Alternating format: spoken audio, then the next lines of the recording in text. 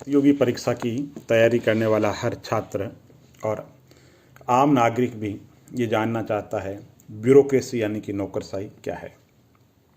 दोस्तों, लोक प्रशासन में एक विचारक हुए, उन्होंने कहा कि मुझे नहीं पता नौकरशाही क्या है और ना मैं ये जानना चाहता हूँ, लेकिन हज़ारों लोगों की तरह मैं ये बात ज़रूर जानता हूँ कि ज़रूर किसी न किसी गंदी चीज़ का नाम है। दोस्तों, जब भी नौकरशाही की बात आती है तो बुराई के रूप में लोग उसे ज़्यादा जानते हैं, अच्छाई के रूप में कम जानते हैं। राजस्थान के पूर्व मुख्यमंत्री भैरों सिंह जी शेखावत कहा करते थे कि ये ब्यूरोक्रेसी नहीं है, ये ब्यूरोक्रेसी है। ये ब्यूरोक्रेसी नहीं है, ये ब्यूरोक्रेसी है, यानी कि भलाई को ये रोक दे ऐसा बुराई तंत्र है नौकरशाही। इसके अलावा बहुत से ऐसे विचारक हुए हैं जो ब्यूरोक्रेसी को बुराई कहते हैं। जॉर्ज बर्नार्ड साहब ब्यूरोक्रेसी के बारे में कहते हैं कि ब्यूरोक्रेसी एक ऐसा दर्जी है जो कपड़े को काटते समय कभी कभी साथ के अंदर इंसान को भी काट देते हैं। तो ब्यूरोक्रेसी को लेकर के रिक्स ने आलोचना की और विकासशील देशों में बहुत से विचारक हुए हैं जिन्होंने कहा कि नौकरशाही का जो तंत्र है वो ब्रिटिश तंत्र है, औपनिवेशिक तंत्र है और विकासशील देशों के लिए, भारत जैसे विकासशील देशों के लिए ये उपयुक्त नहीं है। तो नौकरशाही की बहुत से विचारकों ने आलोचना की है और नौकरशाही में आलोचना के जो पॉइंट है वो पॉइंट भी आप जानते हैं और कमोबेश हर व्यक्ति का नौकरशाही से वास्ता भी पड़ता है। तो नौकरशाही की जब नकारात्मक बातें आती है, नेगेटिव पॉइंट की बात आती है, तो लोग कहते हैं ब्यूरोक्रेट्स जो है वो भ्रष्ट है, काम नहीं करते, काम को टालना चाहते हैं, रूल्स रेगुलेशन की, नियमों की दुहाई बहुत ज़्यादा देते हैं, व्यवहार के अंदर अहंकार बहुत है। लाट साहब का जो चरित्र है, ब्रिटिश लोग चले गए लेकिन अभी भी जो नौकरशाही का जो चरित्र है वो अभी भी वैसा ही है। अहंकार बहुत है, कूट कूट के भरा हुआ है, जनता से अलग रहना चाहते हैं, जनता के बीच में जाकर के जनता का काम करना नहीं चाहते। राजनीति, ब्यूरोक्रेसी और पूंजीपति ने गठजोड़ कर लिया है, ये भी आरोप लगाया जाता है। तो दोस्तों, ये तो बात होगी नौकरशाही की आलोचना के पॉइंट की। अब हम परीक्षा के उपयोगी हिसाब से देखेंगे कि नौकरशाही क्या है। तो दोस्तों, नौकरशाही का मतलब है एक अवधारणा है, एक अमूर्त अवधारणा है नौकरशाही। जर्मन समाजशास्त्री मैक्स वेबर ने यह कहा कि नौकरशाही एक तार्किक व्यवस्था है, एक विधि के शासन पर आधारित व्यवस्था है।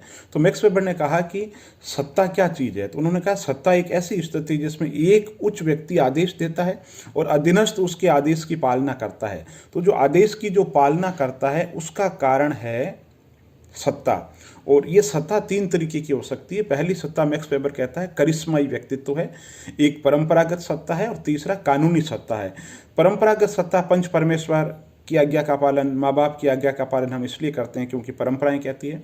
दूसरा करिश्माई व्यक्तित्व, करिश्माई व्यक्तित्व में हम पालन इसलिए करते हैं कि व्यक्तित्व में सम्मोहन के अंदर ऐसा कुछ जादू होता है व्यक्ति के व्यक्तित्व में, जैसे महात्मा गांधी जी, वहाँ कोई कानूनी सत्ता नहीं है।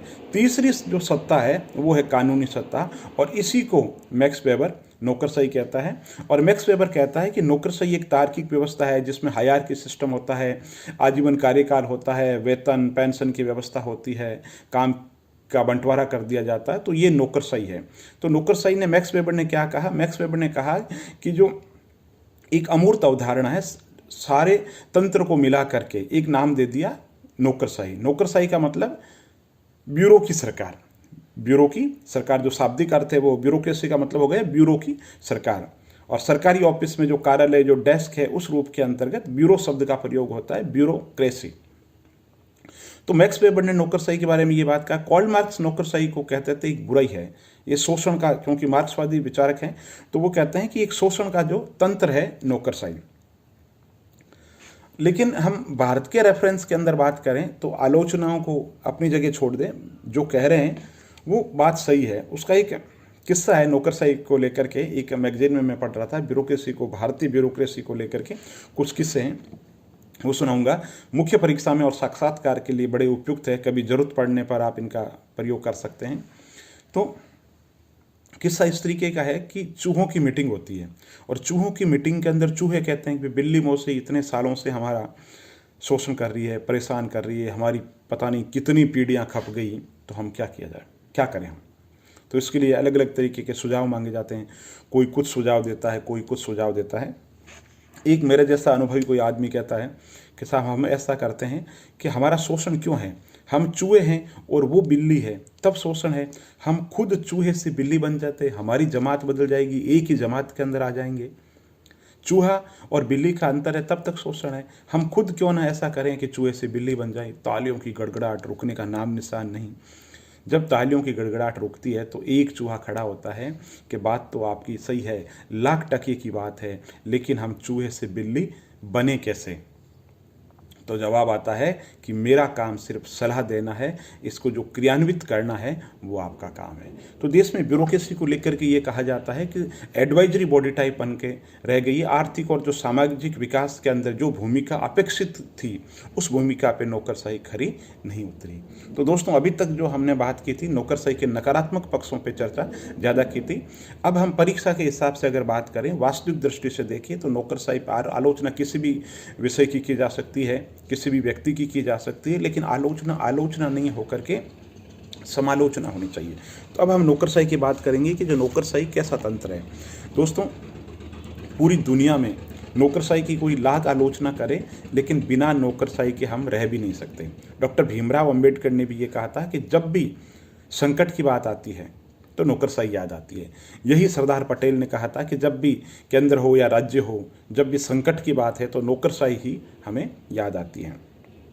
नौकरशाही में जो संरचनागत, प्रक्रियागत या व्यवहारगत जो भी कमियां हैं वो धीरे धीरे खत्म होगी। ब्रिटिश राज का तंत्र है, जो जनता जागरूक हो रही है, जनता अपने अधिकारों के प्रति जागरूक हो रही है, सोशल मीडिया का प्रयोग बढ़ रहा है और सरकार के द्वारा विभिन्न तरीके के सुधार किए जा रहे हैं जिससे कि ब्यूरोक्रेसी पर लगाम लगे। ब्यूरोक्रेसी का जो वास्तव में लोकतंत्रीकरण है वो सरकार के द्वारा किया जा रहा है। सरकार ऐसा मैकेनिज्म सिस्टम डेवलप कर रही है जिससे कि नौकरशाही की जो सब विवेक की जो शक्ति है, मनमानी जो शक्तियाँ हैं वो खत्म हो। तो इसलिए नौकरशाही के अंदर विभिन्न तरीके के सुधार लाए जा रहे हैं। और 1988 के बाद में जो पब्लिक चॉइस जो थ्योरी आई है उसके बाद में नौकरशाही की स्थिति में बहुत ही सुधार आया है। आर्थिक उदारीकरण ने स्थिति में और सुधार ला करके खड़ा कर दिया है। डाउन साइजिंग ये कह रही है कि जो ब्यूरोक्रेसी है आप उनका आकार घटाओ और जो ब्यूरोक्रेसी है उसको रिजल्ट ओरिएंटेड बनाओ। कैटलिस्ट गवर्नमेंट, कैटलिस्ट एडमिनिस्ट्रेशन चाहती है। सरकार ये कहती है कि भाई नौकरशाही का जो आकार है ना वो कम से कम करो, है ना। ब्यूरोक्रेसी कैसे होनी चाहिए, ब्यूरोक्रेसी सिर्फ घटना घट जाए उसके बाद में पोस्टमार्टम अध्ययन करने के बजाय नौकरशाही ऐसी हो जो समाज में बदलाव ला सके, जो सरकार के द्वारा निर्धारित नीतियों को फ्लेक्सिबल तरीके से लागू कर सके, जो पूर्वानुमान लगा सके, जो बाधा आए उससे पहले थिंक टैंक के रूप में काम कर सके। तो ऐसे ब्यूरोक्रेसी की जरूरत है। अब सामान्य नौकरशाही की जरूरत नहीं है। तो हमें कैसी नौकरशाही की जरूरत है? तो हमें ऐसी नौकरशाही की जरूरत है जो विशेषीकृत हो, जो जनता के बीच में जा कर के बैठे, जनता के बीच में जमा करके बैठे। इसलिए आप देखेंगे कि चाहे केंद्र सरकार हो चाहे राज्य सरकार हो, है ना, ब्यूरोक्रेसी के फील्ड विजिट पे बहुत ज़्यादा जोर दे रही है। कलेक्टर, हर जिले पे कलेक्टर को ये रोल दिया गया है कि आप निर्धारित दिन तक आप गांव के अंदर रहेंगे और वहाँ पर जाजम पे बैठ करके, है ना, वहाँ पर उनकी जो समस्याएं हैं उनको सुनेंगे। तो ग्रास रूट डेमोक्रेसी का मतलब यही है कि जो ब्यूरोक्रेसी है उनको गांव में भेजा जा रहा है और वहाँ पे आप जो समस्या है उनको देखो, ग्रास रूट पे क्या प्रॉब्लम है उसका समाधान नौकरशाही कर रही है। जहाँ भी लोक प्रशासन को चलाने की बात हो तो लोक प्रशासन चूंकि कला है और इस कला के अंदर ब्यूरोक्रेट्स बहुत ही परफेक्ट है। निर्णय क्षमता, नेतृत्व क्षमता, कार्य संचालन, नियमों की जानकारी, ये एक ऐसा तंत्र है जिसके कारण नौकरशाही अपनी अलग ही पहचान बना लेती है। नौकरशाही में निश्चित रूप से कुछ कमियां हो सकती है दोस्तों, लेकिन बिना नौकरशाही के ये देश चल भी नहीं सकता। ये कमियां हैं तो चाहे अलग कमेटी हो, चाहे युगांतर कमेटी हो या कोई भी कमेटी हो या अन्य कोई कमेटी हो, सब ने यही कहा कि जो ब्यूरोक्रेसी है उसमें चेंज लेकर के आओ। तो ब्यूरोक्रेसी में चेंज लेकर के क्या आए? तो उन्होंने कहा कि ब्यूरोक्रेसी का जो पाठ्यक्रम है उसमें नैतिकता से जोड़ो, उसमें संविधान के आधारभूत ढांचे की बात करो, उसमें व्यवहारिक पक्ष जोड़ो, उसको पर्यावरण से जोड़ो, पब्लिक पॉलिसी से जोड़ो। यही कारण है कि आप देखो मुख्य परीक्षा के अंदर भी पाठ्यक्रम में चेंज किया जा रहा है। तो चेंज है, ये बदलाव है। बदलाव ऐसा है कि लोक सेवक को सही मायनों के अंदर लोक सेवक माना जाए और उसको बनाया जाए। तो ये प्रोसेसिंग ऐसी है जिसके अंदर ब्यूरोक्रेसी को ज़्यादा से ज़्यादा लोकतांत्रिक बना रहे हैं, ज़्यादा से ज़्यादा मानवीय बना रहे हैं। नौकरशाही के मानवीय पक्ष को लेकर के एक किस्सा भारतीय प्रशासनिक सेवा के अधिकारी के पाठक सर सुनाते हैं कि एक कोई प्यासा व्यक्ति सेठ जी की हवेली में जाता है और सेठ जी से कहता है कि मुझे बहुत ज़्यादा प्यास लगी, मुझे पानी पिला दीजिए। तो सेठ जी कहता है यहाँ पानी पिलाने के लिए कोई आदमी नहीं है, मैं पानी कैसे पिलाऊँ। तो मजदूर प्यासा आदमी बोलता है कि कुछ देर के लिए आप आदमी बन जाइए और मुझे पानी पिला दीजिए। तो देश को ऐसी नौकरशाही की ज़रूरत है, और नौकरशाही ने बहुत कुछ किया भी है और बहुत कुछ किया जाना बाकी भी है। नौकरशाही में बड़े स्तर पे कोई आर्थिक सुधार, राजनीतिक सुधार, सामाजिक सुधार, बदलाव ले आए, ऐसा तंत्र अभी तक पूर्णतया विकसित नहीं हुआ। लेकिन अभी भी बदलाव के ऐसे बहुत से चेहरे हैं जो ग्रामीण विकास के लिए बहुत प्रभावी तरीके से काम कर रहे हैं, जो रात दिन सरकारी तंत्र के द्वारा निर्धारित नीतियों को ग्रास रूट पे अच्छे तरीके से प्रभावी क्रियान्वयन के लिए रात दिन लगे हुए हैं। नौकरशाही के कुछ चेहरे बदनाम हो सकते हैं, कुछ भ्रष्ट हो सकते हैं, लेकिन हम उसके आधार पर जनरलाइज नहीं कर सकते। देश में बदलाव अगर कोई ला सकता है तो ब्यूरोक्रेसी है।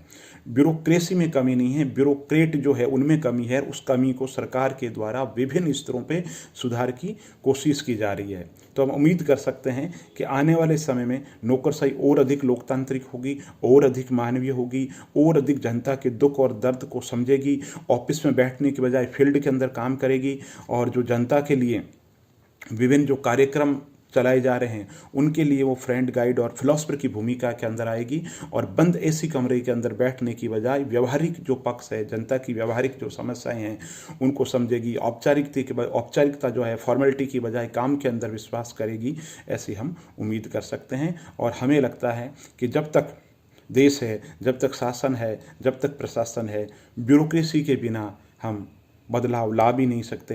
क्योंकि ब्यूरोक्रेसी में वो लोग हैं जो देश का इस्पाती फ्रेम है, जो योग्य लोग हैं, और मैं कहूँगा जो सबसे योग्यतम लोग हैं। बस ज़रूरत इस बात की है, नौकरशाही के चेहरे के बदलाव की ज़रूरत है, उसको और अधिक मानवीय बनाने की ज़रूरत है। और उसमें जो संरचनागत और प्रक्रियागत और जो व्यवहारगत जो कमियाँ हैं उनको ज़्यादा से ज़्यादा सुधार करके हम एक ऐसी नौकरशाही डेवलप कर सकते हैं जिसका चेहरा मानवीय हो और जो आम जनता के दुख और दर्द को समझे। ये नौकरशाही का जो टॉपिक था मैंने भारतीय रेफरेंस के अंदर ज़्यादा चर्चा कर दी है। तो नौकरशाही को और अधिक संवेदनशील बनाने की ज़रूरत है। वीडियो को लाइक कीजिए, चैनल को सब्सक्राइब कीजिए, वीडियो को शेयर कीजिए। और आप किस एग्ज़ाम की तैयारी कर रहे हैं और आप किस टॉपिक पे वीडियो सुनना चाहते हैं, आप मुझे बताइए। बहुत बहुत धन्यवाद, आभार।